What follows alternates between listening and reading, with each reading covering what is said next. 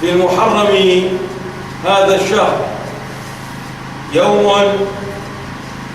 يتذكر به الناس ما كان من أمر الإمام الحسين واستشهاده،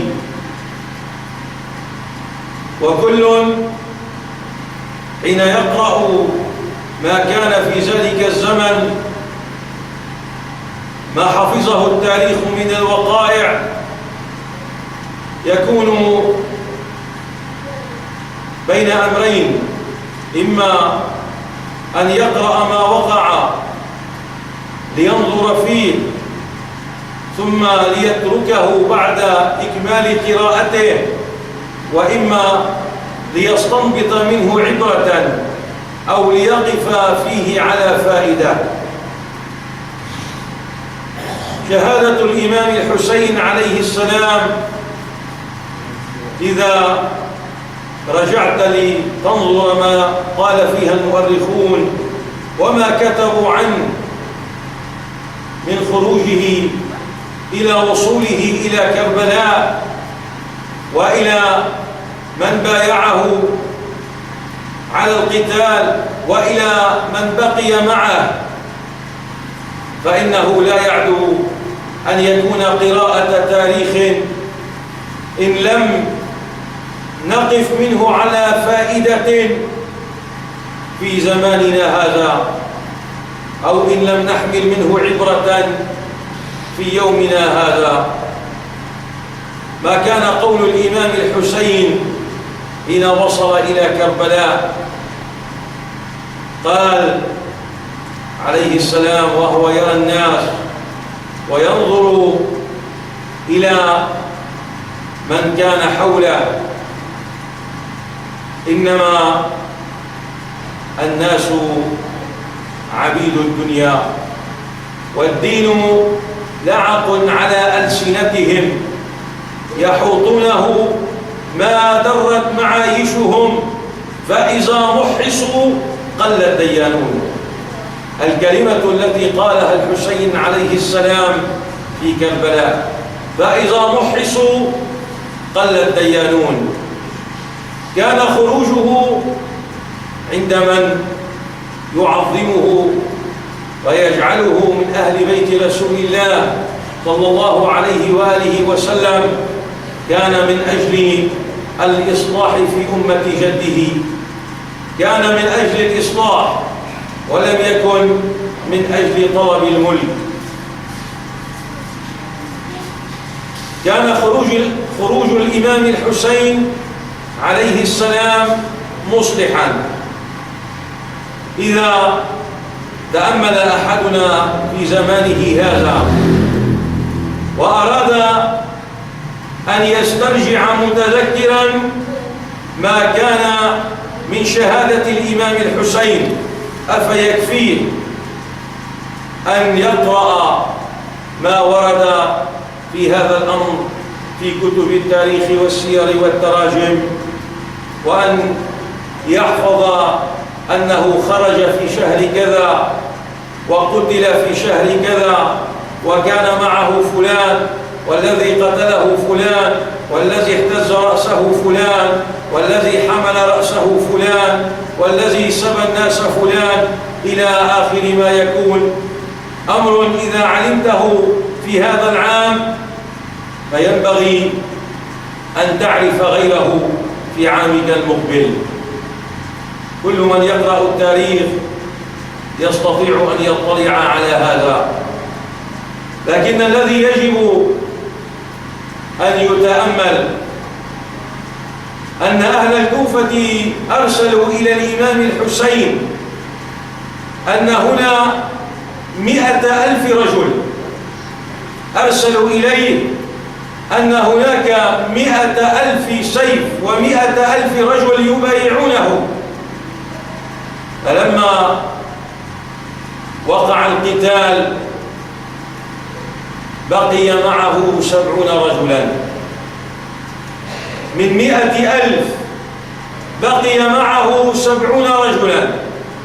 ولما قتل من قتل وأصيب الإمام كان حوله 4 رجال أو ربما تزيد قليلا.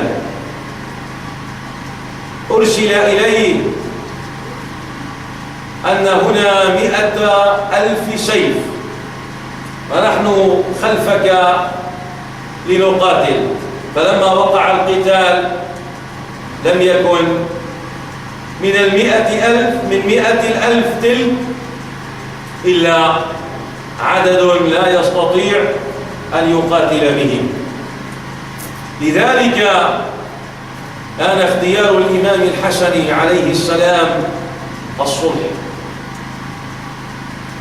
كان اختيار الإمام الصلح. ولما عاتبه من عاتبه وقال له لقد أذلت المؤمنين، قال له والله ما أنا بمذلهم، ولكن أين أنتم؟ لو أني وجدت 3 منكم يقاتلون معي ما صلحت. فالفائدة من هذا أن طبيعة الناس أن يقولوا، ولكن أن يفعلوا فشيء صعب. يقول أمير المؤمنين علي بن أبي طالب عليه السلام في مثل هذه الحال: تقولون في المجالس كيت وكيت، فإذا جاء القتال قلتم حيدي حياتي، يعني أمر لا يلزمنا. لو أن أحدنا سئل أن يصلح نفسه لا نريد أن نقول له اخرج محاربا لتصلح الأمة ولا لتصلح الدين، ولكن أصلح نفسك. فمن منا خرج من أهوائه ومن رغباته ومن شهواته ليصلح نفسه. لا نقول له كن كالإمام الحسين واذهب لكي تفتدي هذا الدين بدمك، ولكن أصلح نفسك قبل أن تطلب إصلاح غيرك. إن استطعت أن تصلح نفسك كما خرج الإمام الحسين من أجل طلب الإصلاح، فعندها تأمل واقرأ واستذكر ما كان وما وقع وما حدث في حياة الإمام الحسين. أن تطلب الإصلاح لنفسك قبل أن تطلبه للناس، فهذا أول ما ينبغي. إنك لا تعجب من رجل يجادل في أنه مسلم، وإذا سألته الدليل على إسلامه لم يكن معه من الأدلة شيء يدل على صدقه. هو مسلم، وعلامة الإسلام أن يسلم الناس من يدك ومن عينك ومن لسانك، فأين الإسلام؟ وأجادل في أنني مسلم وأن لي مذهبا ومذهبي علوي أو جعفري، وأين أنا من علي ومن جعفر؟ يقول أمير المؤمنين علي بن أبي طالب عليه السلام في تصنيف الناس: إنهم رجلان، إما أخ لك في الدين وإما نظير لك في الخلق. فهل نحن ممن يعامل الناس على هذا؟ هل نحن ممن يعامل الناس على هذا؟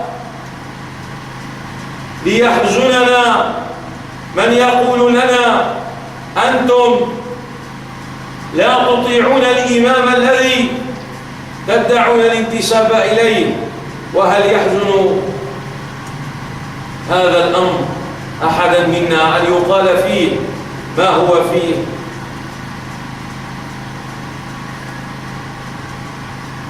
حب الأئمة